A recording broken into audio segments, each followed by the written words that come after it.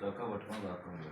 నువ్వు అని అడిగారు. అప్పుడు అక్కడికి వెళితే ఆ రకంగా ప్రవేశించేసి చెప్పులు గిప్పులు చేతిలో కర్ర కూడా ఉంది, వేసుకొని పోయింది. ఎంత కర్ర అంటే అక్కడ ఆ స్నేక్స్ ఎక్కువ డే టైమే తిరుగుతాయి. అది ఆ ఏరియాలో అటువంటి ఏరియా అది, కరతమ్మ చెట్ల మయం అది. డే టైం కూడా స్నేక్స్ తిరుగుతాయి. అట్నే వెళితే ఆ టైంకి ముందు విశేషం ఏమిటంటే, నేను అక్కడ వెళ్ళటానికి విశేషం ఏమిటంటే, వెంకయ్య స్వామి, గురవయ్య, తులసమ్మ వీళ్ళందరూ మా ఇంటికి పిచ్చుకొచ్చారు.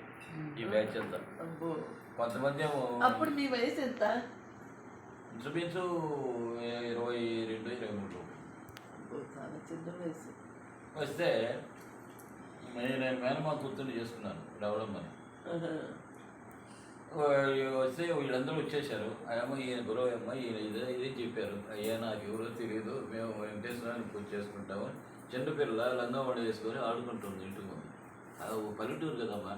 అంటే వీళ్ళు వచ్చారని చెప్పారు. అందరినీ కూర్చోబెట్టి మా ఇంటి దగ్గర ఇప్పుడు 10 మంచాలు రెడీగా చేసి పెట్టేవాళ్ళు, ఎవరైనా వస్తే కూర్చోటానికి. ఇది పల్లెటూరు కదా. ఇంటికి తాళం నేను ఉన్నంతకాలం వేయలే అక్కడ. ఎవరైనా వస్తే ఆశీస్సులు వస్తే కూర్చోటానికి.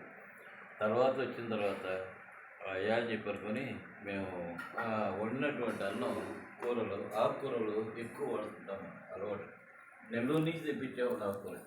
ఆ రోజుల్లోనే అవి వండేసేసి అయ్యా ఇది ఉందని చెప్పానంటే వాళ్ళు తీసుకొని వెళ్ళిన తర్వాత మీరు పెట్టినటువంటి భిక్ష వెంకయ్య స్వామికి పెట్టాము. ఇక్కడంతా రాగి సంగటి, జొన్న సంగటే పెడతారమ్మా. నువ్వేను పెట్టింది, అందుకని నువ్వు ఆప్యాయతతో పెట్టావు కాబట్టి నేను వెంకయ్య స్వామికి పెట్టాను అని చెప్పాను. అయితే నేను అదృష్టం అయ్యాను, నేను వెంకయ్య స్వామిని చూడలేదని చెప్పి అనుకుంటా ఉంది. అట్లా ఆమె 15 రోజుల దాకా భిక్ష పెట్టింది వచ్చినటువంటి శిష్యులు. నాకు తెలియదు. ఒకరోజు ఏం జరిగింది, ఇంటికి వచ్చేలాగే అయిపోయింది కూర, రైస్ అంత ఉంది. ఏమిటి వంట చేసుకున్నాను. ఆ అమ్మాయికి వంట గంట తెలియదు. ఇట్లా ఉందంటే ఇట్లా ఎవరో శిష్యులు వచ్చారు, వాళ్ళకి పెట్టానంటే మంచి ప్రదేశం అని చెప్పారంట. ఇది జరిగిన తర్వాత నాకు వెంకటేశ్వర దర్శనం జరిగింది. తర్వాత వెంకటేశ్వర వచ్చేస్తే మంచి ఎండ, అది ఆ ఎండాకాలంలో బాగా 4:30, 5 ఆ ప్రాంతం కూడా మంచి ఘాట్ ఎండ. అక్కడికి మైనింగ్ ఏరియా అంటే విపరీతమైన ఎండలు ఉంటాయమ్మా. అక్కడ వేస్తే అక్కడికి ప్రాంతం అది. వాళ్ళందరినీ పొమ్మని చెప్పి అక్కడ ముగ్గులు వేసేసి నీళ్ళు చల్లి అన్నీ రెడీ చేసి పెట్టేశారు వెంకటేశ్వర కోసం. కూర్చో ఉన్నాడు అక్కడ. ఈ డిస్టెన్స్కి డబల్ ఉందమ్మా. ఎవరైనా కూర్చుంటే మీ ఏరియాలో అక్కడ గేట్ ఉండి అక్కడ కూర్చోవలసిందే తప్ప ఇదంతా ఖాళీ స్థలంగా వదిలిపెట్టేశారు స్వామి ముందు. కూర్చోంటే నేను పంచి కట్టుకొని టవల్ తీసుకొని కర్ర కూడా తీసుకొని వెళ్ళాను. భయంకరమైనటువంటి చింతమానులు అవి అక్కడ. ఏమిటి ముసలాయన ఈ రకంగా కూర్చోన్నారు, పరిస్థితి ఏమిటి అని చెప్పి ఆలోచిస్తా.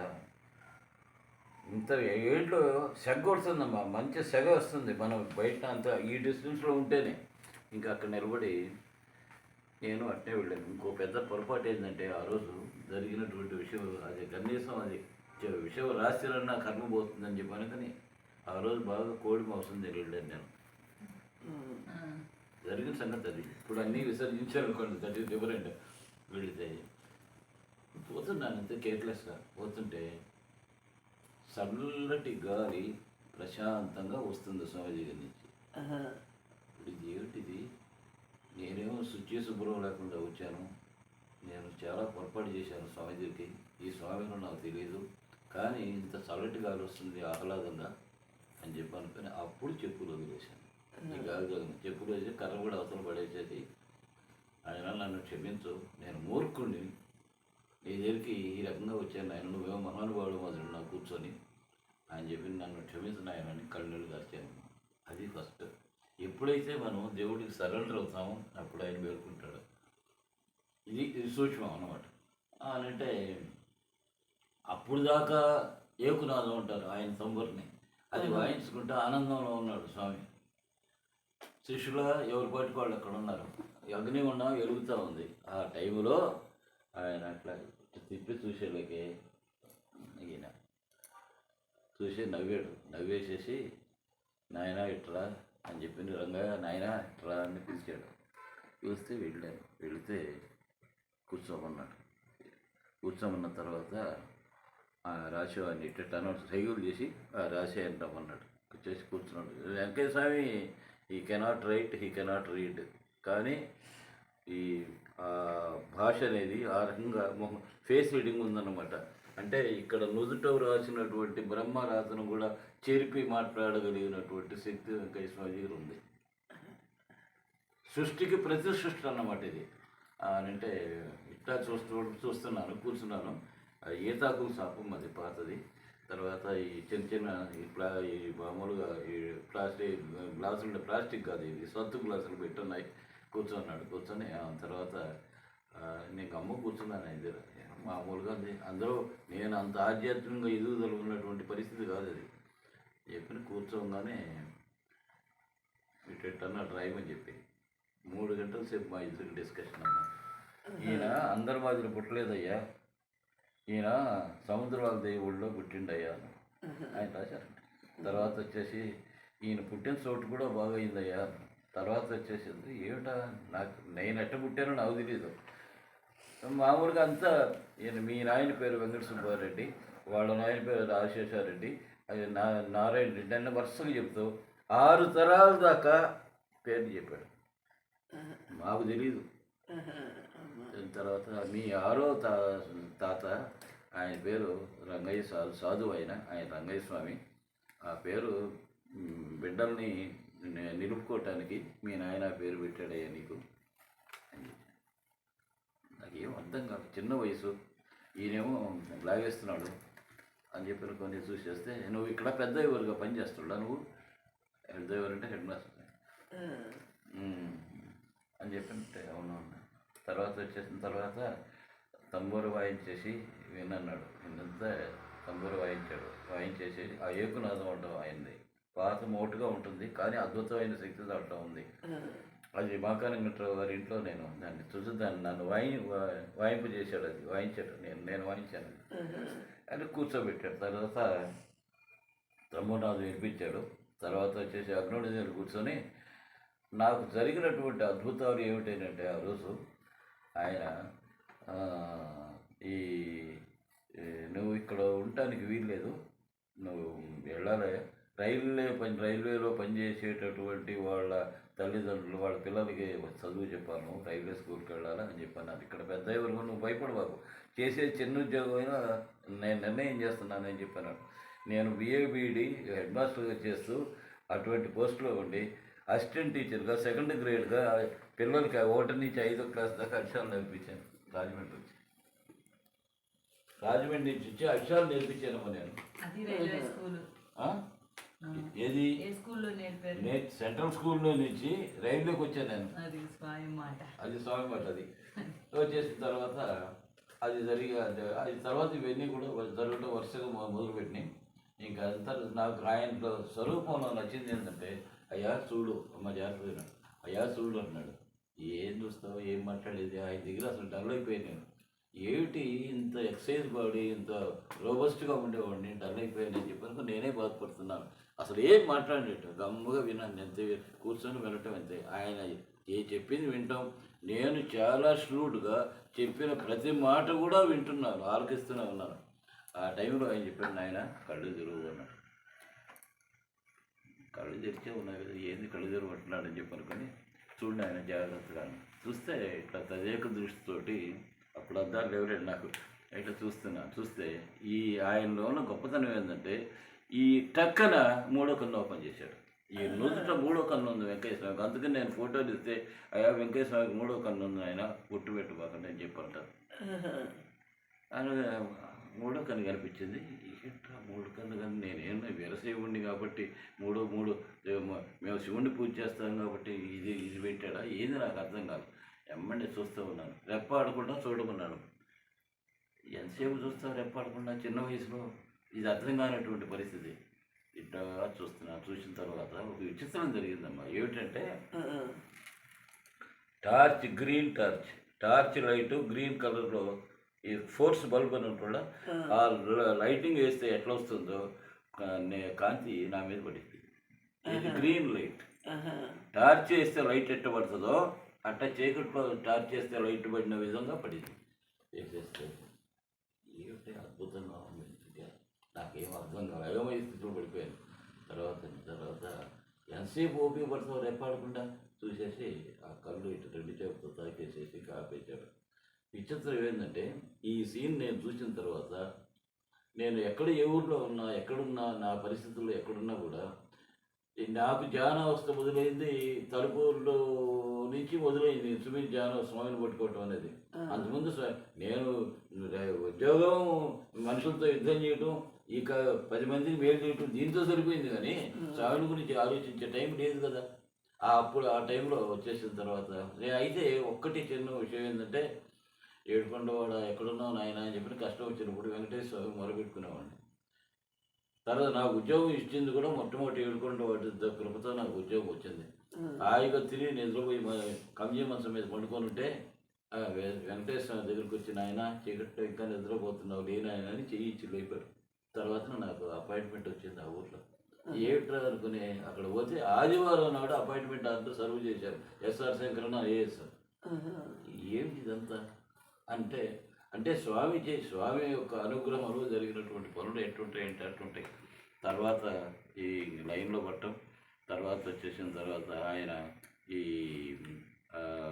అగ్నిగుండం దగ్గర విభూతి ఉంది కదా, దాన్ని ఆ సత్తుల వటాలో వేసేసి నీళ్లు వేసేసి ఇట్లా పట్టుకొని ఆ గ్లాసు నాకు అంటకుండా అవి స్వామి వాడినటువంటి రేఖలో పోసి, స్వామి రేఖలు భోంచేసేవాడు, ఆ రేఖలో పోసి పోస్తూనే ఉన్నాడు. నాకు ఎన్ని పోసాడు ఎంత తాగాను నాకే గుర్తులేదు అసలు.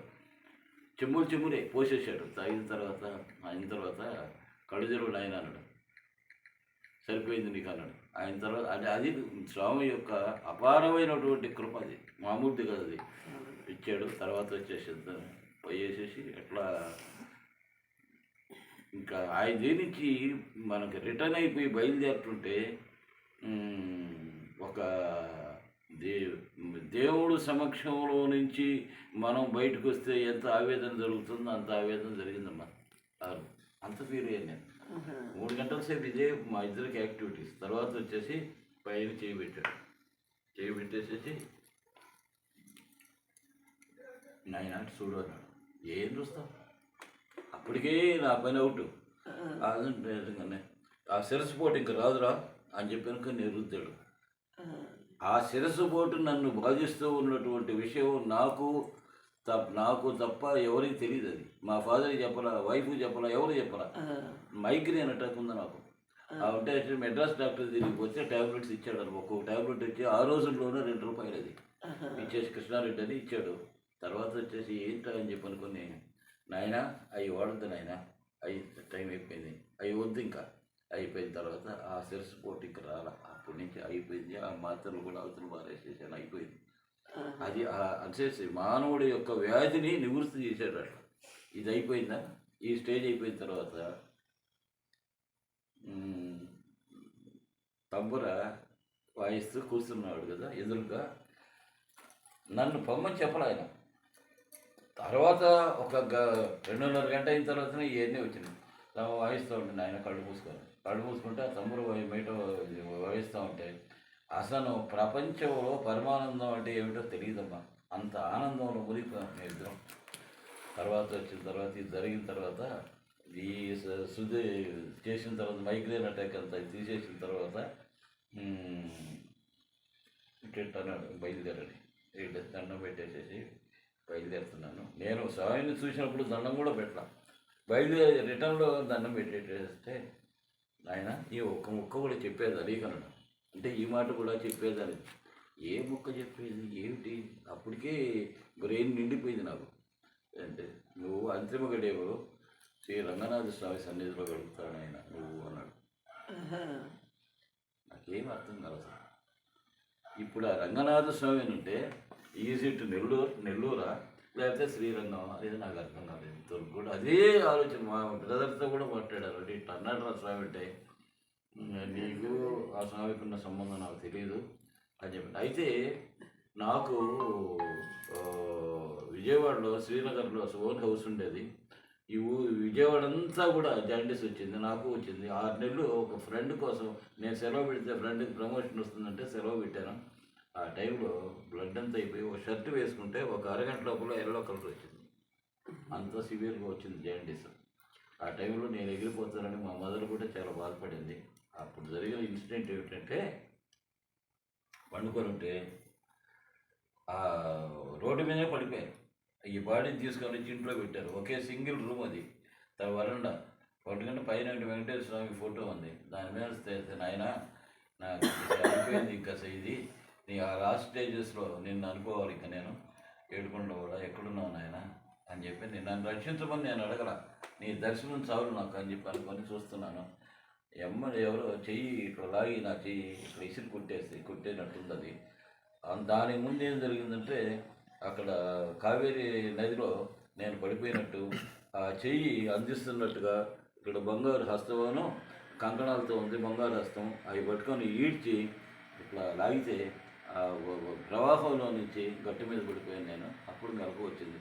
ఎక్కడున్నాను ఏం చెప్పినట్టు అప్పుడు చెయ్యి పట్టుకొని ఎవరు లాగినట్టుంటే, ఈ చెయ్యి ఎక్కడ ఉందంటే అక్కడ ఈ ఒక ఆయిల్ బాటిల్ మాదిరి ఉంటే తేనె, ఆ తేనె మీద పడింది. గందరగోళమైన పరిస్థితుల్లో 6 నెలల దాకా భోజనం చేయకుండా ఉన్నటువంటి పరిస్థితి. అప్పుడు ఆ బాటిల్లో ఏముందని నేను గమనించాలి. అది తీసుకొని దాంట్లో ఉన్నటువంటి సగం ఆ బాటిల్ దాకా తాగాను. ఇది తేనె తర్వాత అప్పుడు ప్రాణం మళ్ళీ బయటపడింది. ఇది జరిగినటువంటి స్థితి. అందుకని అక్కడ ఇది ఎందుకని చేశాడా స్వామి నాకు అర్థం కాలేదు. సరే ఉత్తరాత్రం తెలుస్తుంది అనుకొని నేను ఉన్నాను. ఇవి నాకు టర్నింగ్ పాయింట్స్ నా జీవితంలో. అది ఎంత చేసిందంటే, పేరుకి ఆ స్వామి చేసినాడని చెప్పి అనుకున్నా కూడా చేసింది వెంకటేశ్వర స్వామి. ఎవరైతే స్వామిని నమ్ముకుంటారో సర్వకాల సర్వావస్థల్లో మీ అనుకుంటాడు, అనుమానం లేదు. అది ఖచ్చితమైనటువంటి విషయం. కానీ ఏంటంటే ఒక సందిగ్ధంలో పెట్టిందంటే, నీ అంతిమ గడము శ్రీ రంగనాథ స్వామి దగ్గర గడుపుతావని. ఎక్కడ రంగనాథ స్వామి? నెల్లూరు రంగనాథ స్వామితో నాకు పరిచయం ఉంది. నేను నాకు అపాయింట్మెంట్ అప్పుడు కూడా అక్కడ టెంపుల్లో నిద్రపోయి రాత్రి అక్కడే ఉన్నాను. ఈ రంగనాయకుల స్వామి టెంపుల్ తోటి ఒక అనుభవం ఏమిటంటే, అక్కడ వెంకటేశ్వర స్వామి కూర్చొని ఈ బిచ్చగాడ లైన్లో కూర్చొని ఉంటే అందరూ కుప్పలు డబ్బులు వేసిపోయారట. అందరికి పనిచేసి అక్కడ బెగ్గర్స్ అందరికి వెళ్ళి నవ్వుతూ వెళ్ళిపోయాడు ఆయన. అది అప్పుడప్పుడు గుర్తొస్తుంటుంది. ఈ లింక్ ఎక్కడ పెట్టాడా అని చెప్పి అనుకొని ఇది ఇట్లా జరుగుతూ ఉంది. తర్వాత రైల్లోకి వచ్చిన తర్వాత ఇవన్నీ అలవాటు అవ్వటం. ఇంకో విచిత్రం ఏంటంటే, నువ్వు అందరి మాదిరి పుట్టలేదయ్యా, సముద్రాల దేవుళ్ళు పుట్టేపోయాను అని చెప్పి అన్నాడు కదా. సముద్రాల దేవుళ్ళు నేనేంది పుట్టేదని నేను ఆలోచన పడ్డాను. మా సొంతూరు వచ్చేసి కావలి నుంచి అల్లూరు నుంచి ఇసుకపల్లి అని ఉంది. ఇసుకపల్లి నుంచి సెమ్మూరిపాలెం అని ఉంది. అక్కడ వీరశైవులు తప్ప వేరే వాళ్ళు ఉంటారు ఆ ఊరిలో. అది శ్రీశోర్, అది శ్రీశోరం. అది ఏంటిది అని చెప్పి అనుకొని మా మేనమామ వాళ్ళ తాలూకా కేసు ఉంటే అక్కడికి వెళితే, ఇక్కడ చూడాలా నేను పుట్టిస్తాను అని చెప్పాను. ఏమిటి నువ్వు పుట్టిస్తాను ఏందిరా ఇప్పుడు చెప్పంటే, నేను ఎట్లా పుట్టాను మావ, అసలు ఏం జరిగిందో చెప్పానంటే, నువ్వు ఎట్లా పుట్టింది నాకు మీ అమ్మకు తప్ప ప్రపంచంలో ఎవరికి తెలియదు, ఈ సంగతి నీకు ఎట్లా తెలుస్తుంది. వెంకటేశ్వర స్వామి మహానుభావుని కలిసాను, ఇట్లా జరిగిందని చెప్పానంటే, రా అని చెప్పి అనుకుని ట్రాక్టర్ మీద ఎక్కించుకొని సముద్రం బీచ్కి తీసుకొని పోతే చాలా గందరగోళంగా ఉంది అక్కడ. అంతకుముందు నేను ఒకసారి మా అమ్మమ్మతో వెళ్ళి ఆ ఏరియా అంతా తిరిగాను చిన్న వయసులోనే. తిరిగితే నాకు అర్థం కాల. అది ఆ చేతిలో ముళ్ళ పొదలు అవన్నీ ఉండి ఒక జెండాలు అవి చిన్న వయసులో నేను చూడటం age of 12 years or 13 years చూశాను. కానీ ఊహ తెలిసిన తర్వాత అదే ప్రాంతానికి పోయేకి నాకు పాయింట్ వచ్చింది. నువ్వు పుట్టిన చోటు కూడా బాగయిందయ్యా అని చెప్పాను అన్నాడు ఆ రోజు. నేను పుట్టింది ఏంది బాగయింది ఏందని నేను వెళితే అక్కడ ఒక జెండా స్థానం అయిపోయి అక్కడ బీదమస్తానరావు అని ఒక ఆయన కాంగ్రెస్ ఆయన ఎమ్మెల్యే, ఆయన దర్గా కట్టించేసినాడు. ఆయన దర్గా ఎందుకు కట్టించాయంటే, అక్కడ కోడి పందె పేర్ల పండుగ చేస్తారు. పేర్ల పండుగకి ఒక కోడి పుంజు ఎగిరి ఆ పేరు మీద కూర్చుందంట. ఎవరైతే ఆ శకునం జరుగుతుందో వాడు కోటీశ్వరుడు అవుతాడని ఖురాన్లో ఉందట. ఆయన నిజంగా కోటీశ్వరుడు అయ్యాడు. తర్వాత అక్కడ కట్టించాడు. అది ఆ స్థలం అంతా ఉంది. ఇక్కడ సముద్రంగా బే ఆఫ్ బెంగాల్ కనిపిస్తుంటుంది. ఆయన దర్గా కట్టించింది ఇక్కడ. అది నా జన్మస్థానం. అక్కడ పోయి కూర్చొని ఎమ్మంటే కావాలి ఫోన్ చేసి ఫోటోగ్రాఫర్ని పిలిపించి ఒక స్నాప్ తీవా ఇక్కడ అని చెప్పన్నాడు. స్నాప్ తీసాడు. తీసేస్తే అది గుర్తుగా పెట్టుకున్నాను. అది నా జన్మస్థానం. అది తర్వాత మీ మీ బంధువులు వాళ్ళందరితో కూర్చోబెట్టుకున్నాను. నేను నా బావమరుదులు వీళ్ళందరూ కూర్చున్నాం. అది ఆయన కోటీశ్వరుడు అవటం, తర్వాత వచ్చేసి ఆయన దర్గాను మెయింటైన్ చేయటం. అక్కడ బోరేస్తే సముద్రం అక్కడ దగ్గర ఉంది, ఉప్పు నీళ్ళు పడ్డ మంచినీళ్ళు పడితే ఫెస్టివల్ చేశారట ఆయన. అది అక్కడ జరిగినటువంటి విచిత్రం. అసలు ఆయన చెప్పిన మాటలకి అసలు మాట్లాడిన దాంట్లో ఉన్నటువంటి అంతరార్థం కనుక్కోవటానికి మోర్ దాన్ 40 years పెట్టింది నాకు. వాట్ ఈస్ వాట్ ఇప్పుడే ఆ మాటల్లో ఉన్న అంతరార్థం నాకు ఇంకా అందుబాటులో అగోచరంగానే ఉంది. నాయనా రంగయ్య నేను ఇంచుమించు ఒక 1000 మంది ఉన్నారు అక్కడ. 1000 మందిలో పిలిచింది అంటే నాయనా రంగయ్య ఇట్లా అన్నాడు. ఇంకో విచిత్రం ఏంటంటే గోపాలయ్య స్వామి ఉన్నాడు. ఆ గోపాలయ్య స్వామిని నాయన చాలా అదృష్టవంతుడు అన్నాడు. ఏమిటి అన్నాడు. ఇటు జరిగింది పరిస్థితి అంటే కొన్ని వేల మందిలో నేను మిమ్మల్ని గుర్తించి నాయన రంగయ్య ఇట్లా అని చెప్పి నీకు చెప్పాడు. అది నీకెంతో నీ పూర్వజన్మ సుకృతం. అది నేను 7 సంవత్సరాలు స్వామి దగ్గరికి, వెంకటేశ్వర స్వామి దగ్గరికి వెళ్ళి నేను ఉన్నాను. ఆయన నా ముఖం ఇచ్చి చూడలేదు. ఆయన ముఖం కూడా ఆఖరికి వచ్చి 7 సంవత్సరాలు అయిన తర్వాత ఇంకా లాభం లేదని పంచి కట్టుకొని వెళ్ళిపోదాం అని చెప్పని ఆ గ్లాసు చెంబు తీసుకొని వెళ్ళిపోదాం అని చెప్పనుకొని నిలబడితే ఒక ఇది సిమెంట్ స్తంభం దగ్గర అప్పటికి కూడా మొహం చూడలేదట. ఈయన ప్రత్యక్షంగా మొహం తిప్పితే వెనక్కి తిప్పుకునేవాడండి, మొహం తిప్పేవాడు. ఆ స్టేజ్లో వచ్చేసేసి ఇంకా ఏడుస్తూ ఉన్నాను. ఎందుకు వచ్చాను, ఎక్కడో చెట్లో ఒక పుట్ట చెట్టు అయి పుట్టితే బాగుండేది, ఎందుకు వచ్చాను సమాజంలో అనుకున్నాను. అప్పుడు నుండి గోపాలయ్య అని చెప్పంటే గోపాలయ్య అన్నది. గోకులయ్య నువ్వు ఎందుకు భయపడతావు, నాదేనే ఉండను ఇంకా సృష్టి చీటీలు రాయడానికి ఆయన ఉపయోగించుకున్నాడు.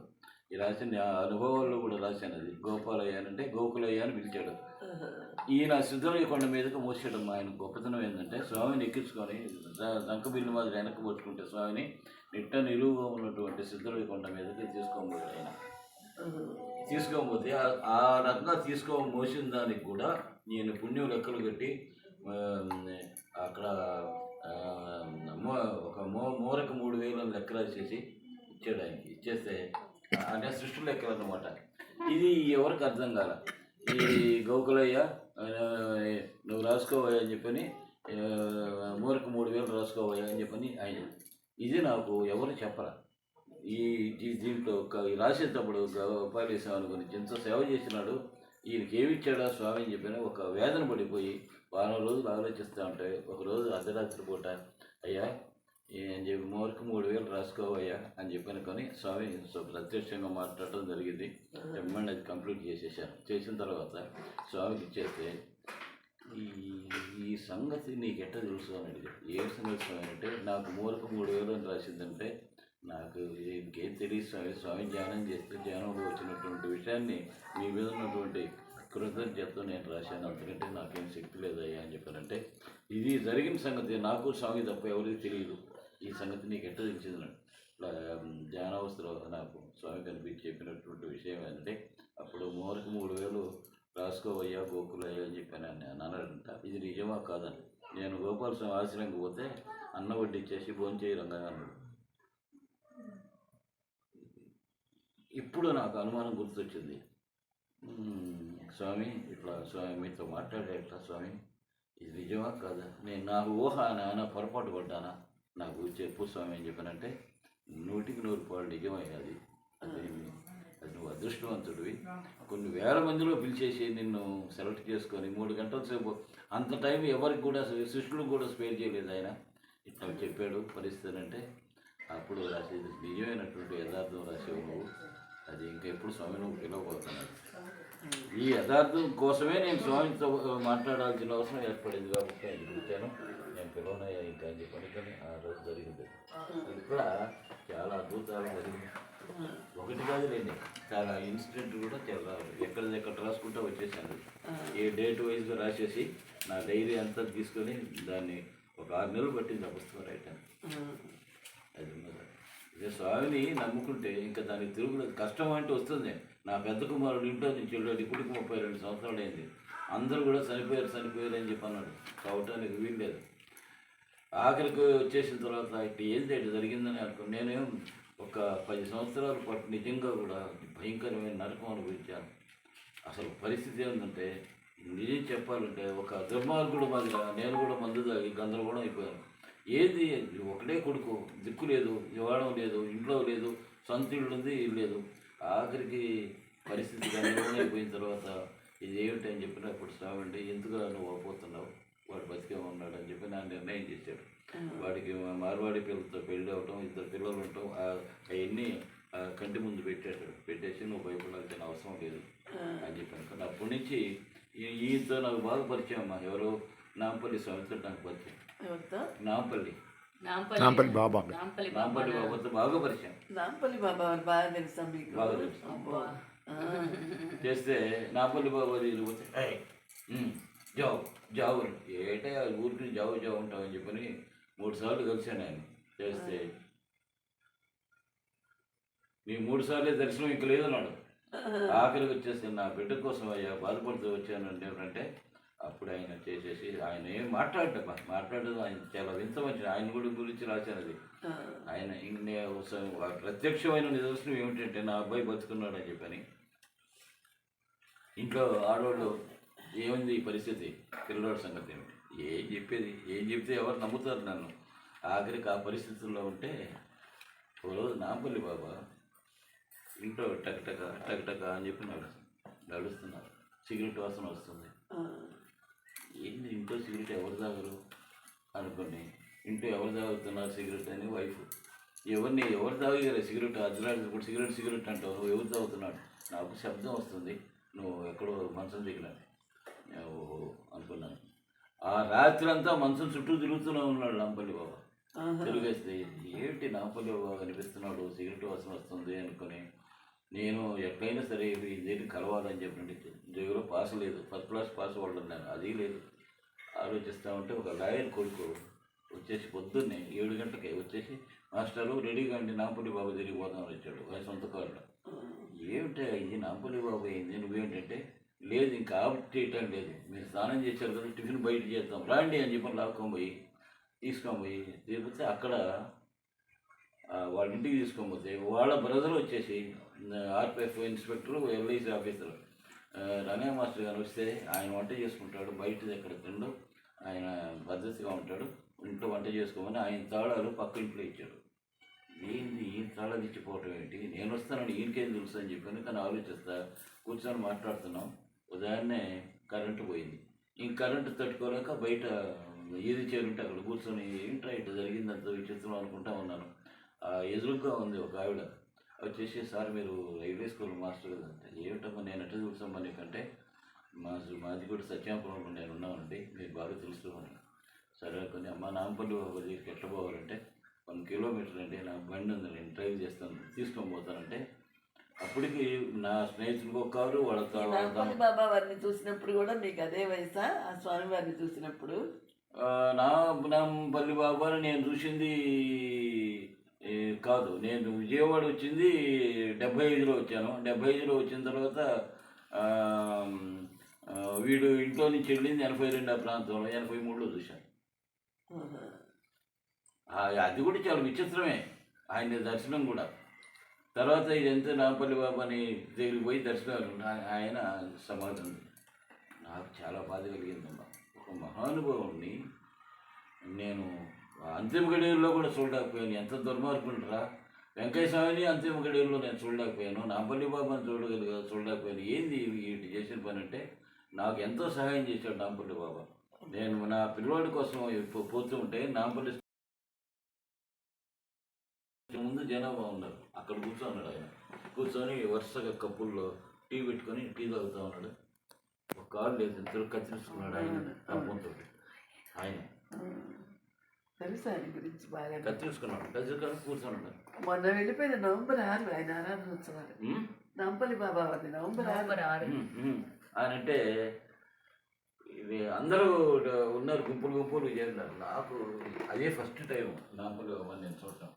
ఏంటి ఎరిజానా ఇక్కడ కూర్చున్నారు, ఏమిటి సిగరెట్లు ఏమిటి, ఏమిటి టీలు ఏమిటి కూర్చున్నారు అంటే అప్పుడు ఆలోచన అన్న వచ్చేసి నాకు ఓపిక పట్టలేక పోలీస్ స్టేషన్లోకి వెళ్ళి ఏమయ్యా మీరంతా పోలీసు పెట్టుకున్నారు బయట గుంపులుగా చేస్తున్నారంటే అయ్యా ఆయన అవధూత మీకు తెలియదు కావాలా, ఆయన అవధూత, ఆయన దర్శనం చాలా పుణ్యం, ఎంతోమంది పుణ్యం చేసుకునే తప్పుడు రాలేరు ఆయన అని చెప్పి ఏంటి ఇది అవధూత ఏంటి పుణ్యం ఏంటి అంటున్నాడు అని చెప్పి అనుకొని ఆయనతో మాట్లాడి తర్వాత వెళితే అప్పుడు జరుగుతున్న ఇన్సిడెంట్ ఏమిటంటే సిగరెట్ తాగి ఈయన ఎరిగిచ్చేది కూడా అక్కడ పెట్టేసి నోట్లో పెట్టి ఎరిగిచ్చేది కూడా వేరే వాళ్ళు ఈ సిగరెట్ ఇట్ట నవిలి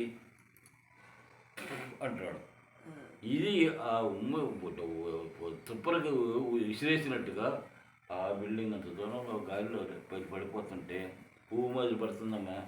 ఆ పెద్ద ఐఏఎస్ ఆఫీసర్స్, కలెక్టర్స్, మినిస్టర్స్ కూడా వచ్చేసి గుడ్డెట్టు పట్టేసి దాన్ని పడకుండా చేసేసి ఆ సిగరెట్ని నలుపుకొని కట్టుకొని వెళ్ళిపోతున్నారు.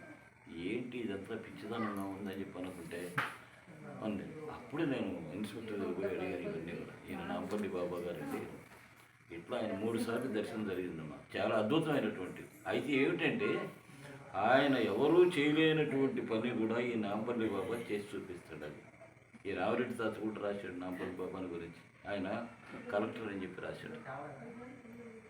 ఇట్లా చాలా ఈ పిల్లోడి కోసంగా వెతుక్కోబోతూ ఇవన్నీ రకరకాలైన ప్రక్రియలు జరిగినాయి.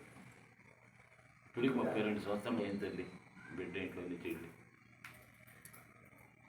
32 సంవత్సరాల నుంచి కూడా అచంచలమైనటువంటి విశ్వాసంతో నమ్మి సద్గురువుని నేను నమ్మి వెంటాడుతూనే ఉన్నాను. ఏడ్చినంతకాలం ఏడ్చాను, నేను ఏడవలసిన అవసరం లేదు నాకు అని చెప్పి అనిపించింది. ఆ రకం జరిగిందన్న జీవితం.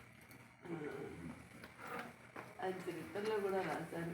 నాంపల్లి బాబా వారు ఒక మురుక్కారవల దగ్గర అరుగు మీద కూర్చుని ఉన్నారట. చంద్రశేఖర సరస్వతి స్వామి వారు పల్లకీలో కూర్చుని వస్తున్నారట.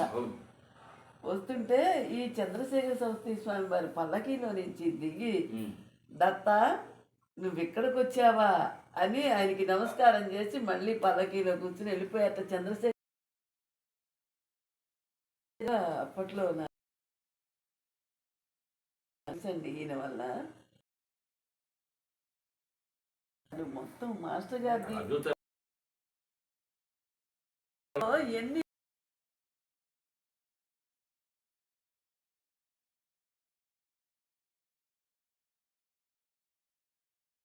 ఈయన విగ్రహం పెట్టిన తర్వాత ఆయన దేవుడి ఇంట్లో వెళ్ళేసేసి నిజంగా స్వామి అక్కడ కూర్చున్నాడు అనే భ్రాంతిలో ఉండి నిలబడి ఏందయ్యా నేను వచ్చాను స్వామి నాతో పలకమయ్యా నువ్వు అని చెప్పి విగ్రహంతో నేను మాట్లాడుతున్నాను.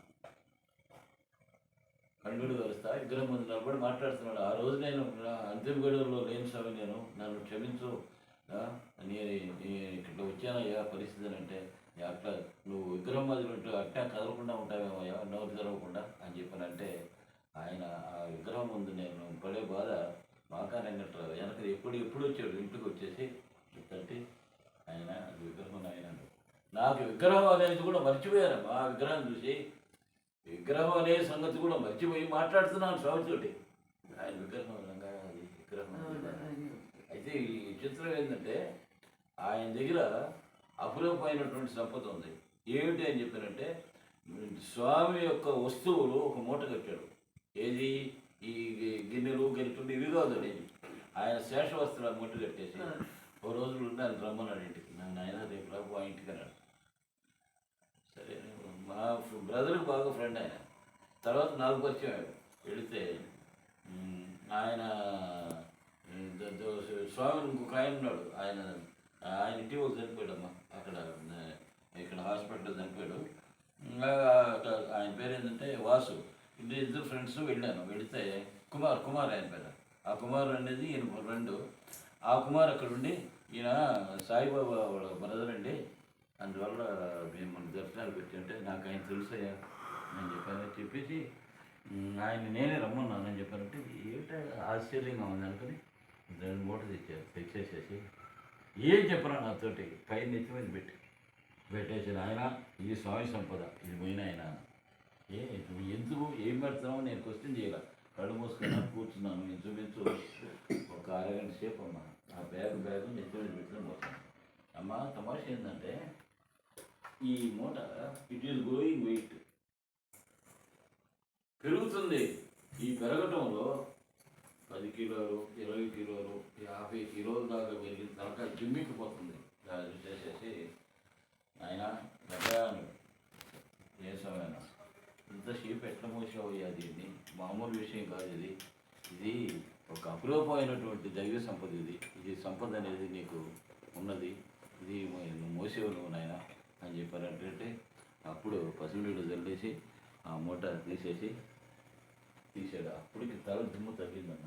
అది ఒకటి చేశాడు. తర్వాత స్వామి తంబూరు ఒరిజినల్ ఇంట్లో ఉంది తీసాడు. కూర్చోబెట్టి ఈ మహాకాళ వెంకటరావును ఈయన ఇద్దరు కలిసి వాళ్ళ శిష్యుడు కలిసి తంబూరు వాయిస్తాను. గురువు చెప్పాడు, నేను వాయిస్తున్నాను. లేదా తంబూరు వాయిస్తుంటే తమాషా ఏంటంటే ఈ తంబూరులో ఉన్న విచిత్రం, తంబూరుకి ముట్టు అని ఉంటుంది కదమ్మా, కాడ ఉంది. ఈ కాడ ఉంటుంది కింద అడుగున వాయిస్తున్నాను. ఇలా తీగలంతా సరి చేసి నాకు ఇస్తే ఓంకారం నాదం పలుకుతుంది. చేస్తున్నాను నేను గమ్ము కళ్ళు మూసుకొని వాయిస్తూనే ఉన్నాను. చేస్తే ఇది ఎంత శక్తివంతమైనదంటే ఈ తంబూర ఈ శక్తి సంపాదించుకొని అక్కడ వాయించేవాడిని కూడా పైకి లాక్కొని ఎవరికి చెప్పలేండి. గమ్మ ఉన్నాను. ఇది లాక్కొని పైకి ఈడ్చుకొని పోతా ఉంటే పైకి పోతా ఉంది. అది మైల్స్ తరబడి వెళ్ళిపోతూ ఉంది పైకి అట్నే. ఆఖరికి కింద చూస్తే భయంకరంగా ఉంది. ఎంత హైట్లోకి మనం వచ్చామని అది చేస్తే నాయన కింద దిగు అంటున్నాడు దివాకర్ వెంకటరావు గారు. ఏం దిగేది ఇది, నేను నా స్థితిలో ఇంక మారిపోయింది. తర్వాత వచ్చిన తర్వాత తీస్తే కిందకి ఇట్లా దిగుతూ ఉంది. ఇది ముట్టు ఉంది కదమ్మా, ముట్టి నేను ఇటు పట్టుకున్నాను. తంబూరు ఇటు పడి తంబూరు గాలిలో ఎగురుతూ ఉంది. ముట్టి పట్టుకున్నాను, ముట్టితో లేచిపోతా ఉంది, లాక్కోపోతా ఉంది పైకి. ఆఖరికి వచ్చేసేసి నాయన నాకు ఈ విషయం తెలియదు నాయన, నేను తంబూరు పట్టుకుని నేను ఆశ్రయించాను తండ్రి అని చెప్పినాకంటే కిందకు వచ్చేసి నేల మీద ఇట్లా టక్కన కొట్టుకొని ఆగిపోయింది. అది అంత విశేషం అమ్మా తంబూర, మామూలైన విషయం కాదు అది. అప్పుడు స్వామివారిని ఆయన వేలి ముద్దలు, ఆయన తంబూర, ఆయన వస్త్రాలు, ఆయన వేలి ముద్రలో కూడా విచిత్రం అవన్నీ తాకిచ్చారు, అవన్నీ చూపించారు. మేము తాకాం, దండం పెట్టాము. ఇదిగోండి ఈ యంత్రము మాకాని వెంకట్రావు గారు ఇచ్చింది. ఇందులో వెంకటేశ్వర వారి కాలి గోళ్ళు, ఆయన తల వెంట్రుకలు సాక్షాత్తు మాకాని వెంకట్రావు గారు ఇచ్చిందేనండి. మా కుటుంబం అంతా ఆయనే ఇచ్చారు. స్వామివారు ఇవ్వమన్నారమ్మా మీకు అని చెప్పి ఆయన ఆ కళ్ళు తెరవటం, ఆయన అమ్మ వేసినది కూడా తీసుకొని రజను కూడా తీసుకొని ఎండబెట్టి ఆ రజనంతా తీసుకొని ఇంట్లో బాటిల్లో పెట్టుకున్నాడు. అది చేసేది ఆయన ఇట్లా అని చెప్పి అనుకున్నాను. నేను ఏం మామూలుగా వెళ్ళాను, నోరు తెరవగానే ఆ రజని తీసాడు. మీ ఎపిసోడ్లో వీళ్ళ ఎపిసోడ్లో చెప్పానో లేదో నాకు గుర్తులేదు. అది రవి గారికి తెలియాలి. చాలా అద్భుతం జరిగింది మాకాని వెంకట్రావు గారి. అర్థం కాదమ్మా, మామూలుగా అర్థం కాదు. నాకు వేలు ముద్రలు పోయినాయి. స్వామి ఇచ్చినటువంటి ముద్రలు అప్పుడు నేను ప్రమోషన్ మీద విజయవాడ వచ్చినప్పుడు అప్పుడు స్ట్రైక్ జరుగుతూ ఉంటే అవన్నీ అప్పుడు గందరగోళంగా ఉంటే మా ఫాదర్ వెళ్ళి అక్కడ ఎట్లా వెళ్ళాలని ఆయన ఆలోచిస్తామంటే ఆ ఊర్లో రైతులు వాళ్ళు ప్రెసిడెంట్ వాళ్ళు కారు ఏర్పాటు చేసి తీసుకొని వచ్చేస్తే ఆ జంక్షన్లో ఏలుముద్ర పోయింది. అమ్మ ₹1,00,00,000 ఆస్తి నేను పోగొట్టుకున్నామని ఏడుస్తూ బాధపడుతున్నాను. ఆ టైంలో మా రామరెడ్డి గారి విలేజ్ వెళ్ళారు. ఎవరు మాకాని వెంకట్రావు, మా బ్రదర్ సాయిబాబు వెళ్ళారట. వెళితే ఆ వేలుముద్రలు ఆయన బస్తాలు కేసి పెట్టాడు అక్కడ. ఆయన వెంకయ్య స్వామి ప్రతి సంవత్సరం పోయి 3 నెలలు వాళ్ళ ఇంట్లో ఉండేవాడట. ఆయన వాడినటువంటి ఇంకు ప్యాడ్స్ పెట్టి అవన్నీ ఇంకా ఉన్నాయి. అప్పుడు తెలిస్తే అవి వెళితే నాకీ అని అడుగుతున్నారు. రకరకాలైన ముద్రలు ఆయన దగ్గర. ఇట్లా పట్టుకుంటే శిథిలం అయిపోయి పొడైపోతుంది. అది స్టేజ్ ఆ ముద్రలు. తర్వాత వచ్చేసిన తర్వాత ఆయన రామరెడ్డి గారు వచ్చేసి నాయన ఇది నీకు కాదు, మీ అన్న బాధపడుతున్నాడు, ఆయనకి ఇచ్చేసి ఏముందని. ఇప్పుడు ఆలోచించి మా అన్న ఏంది బాధపడేది అంటే నాయన ఆ ముద్రలు పోగొట్టుకున్నాడు నాయన, రాత్రి మూడు ఏడుస్తున్నాడు ఆయన. ఈ ముద్రలు ఆయన తప్ప ఇంకెవరికి ఇవ్వనని చెప్పని పెద్దదమ్మా చట్టం వేసిన పేపరు. ప్లస్ ఇంకొక విచిత్రం ఏంటంటే స్వామి దాన్ని సముద్రం అన్నాడు. ఆ సముద్రం ఏమిటో నాకు తెలియదు. తంబూర పట్టుకొని ఇట్లా కూర్చొని ఉంటే అగ్నిగుండం దగ్గర ఈ తంబులతో పైకి వేసేసి ఒక రకమైన స్వరూపంతో ఏర్పడి గాలిలో గగన ప్రయాణం చేస్తున్నాడు. అది ఈ 2 ముద్దలు నాకు వచ్చినాయి. వచ్చేసి ఇంటికి వచ్చేసాడు. తర్వాత ఏంటంటే ఇది వాడి దగ్గరికి వచ్చిన తర్వాత ఏమిటి ఏమన్నాడని చెప్పి వీడు నిద్రపోతున్నాడు. పోతుంటే కళ్ళలో కనిపించి వాడికి మా బ్రదర్కి వాడు వస్తాడు ఈ ముందు రేపు వస్తున్నాడు అన్నమాట. ఏంది రేపు వచ్చేది, ఎట్టొస్తాడు ఏమిటి అని చెప్పి మా బ్రదర్ ఆలోచిస్తున్నాడు. నేను ఇంటి దగ్గర కూర్చొని ధ్యాన వస్తువులో కూర్చుంటే, నాయన మన వస్తువులు వచ్చినాయి నాయన, నువ్వు పోయి తెచ్చుకోవాలి. వస్తువులు వచ్చేదేంది, నేను పోయి తెచ్చేదేంది. ఇంకా రాబోలేని మంగళ ఎక్స్ప్రెస్కి బయలుదేరా. అప్పుడు మంగళ ఎక్స్ప్రెస్ ఉంది. వెళితే ఇంట్లో ఏం చెప్పరా, నెల్లూరు వెళ్తున్నాను నన్ను అంతే. వెళితే వీడు బాగా ఫిష్ తినేసేసి కూర్చొని ఉన్నాడు. ఇంటి వాసన కొడుతూ ఉంది. ఏట్రా చాచా ఇది చేసే పని అని చెప్పి అనుకుంటా ఉన్నాను. వెళ్ళి స్నానం చేసేసి నువ్వు వస్తావని తెలిసింది, కానీ ఎట్లా వస్తాడని ఆలోచనలో పడ్డాను నేను. నువ్వు వచ్చావు పరిస్థితి అనుకొని నేనేం మాట్లాడలా. ఈ మద్దతులో వీడి దగ్గరికి ఎట్టొచ్చని, వీడు ఏమిటి వీడి ఆశలో ఇంకా ఉన్నాడు అనుకుంటే ఇచ్చేసాను. ముద్దర్లు ఇచ్చి దండం పెట్టి, వెంకటేశ్వర ముద్దర్లు నువ్వు బాధపడుతున్నావంట, ఆయన ఇచ్చాడు రెడ్డి గారు అని చెప్పినట్టు ఇచ్చేసేసిన తర్వాత అవి తీసుకొని వస్తే ఏం చేయాలి దాంతో ఆలోచిస్తున్నాను. సాయి గుర్తులు వచ్చేసి అయ్యా ఈ ముద్దలు నేను పెట్టిస్తాను అని చెప్పని దాన్ని ఫ్రేమ్ చేసేసి ఇంట్లోనే పెట్టున్నాయి. ఇవే నాకు ఆస్తి. ఆ రకంగా వచ్చినాయి ఆ ముద్దలు. కానీ అద్భుతమైనటువంటి సబ్జెక్ట్ అది ముద్రల మీద. స్వామి రాజు గారి ఆరాధనోత్సవాలకు కూడా అది డిస్ప్లే చేశాను. అది తర్వాత ఏంటంటే గందరగోళం అయిపోయి వీళ్ళు వాడటం చేత కదని ఇంట్లో పెట్టాను. అది ఆయన ఆ స్పర్శ అనేది ఉందన్నమాట.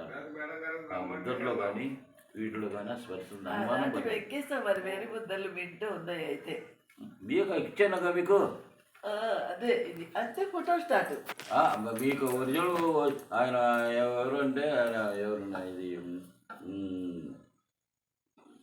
వెంకట సుబ్బయ్య అని ఒక ఆయన ఒక షీట్ పెద్ద షీటు తీసుకొని వచ్చేస్తే అది మడతలుగా పోయి ఫోల్డ్ అయిపోయి బాగా లేకుండా ఉంది. నేను ఆయన తెనాలిలో పట్టుకుంటే నాకు ముద్దలు కావాలని చెప్పానంటే ఆయన కండిషన్ పెట్టాడు, నువ్వు పాత పావులా ఇస్తే నేను ఇస్తాను. పాత పావులా ఎక్కడ దొరుకుతుంది? చింతకింది వెంకటసుబ్బయ్య గారు.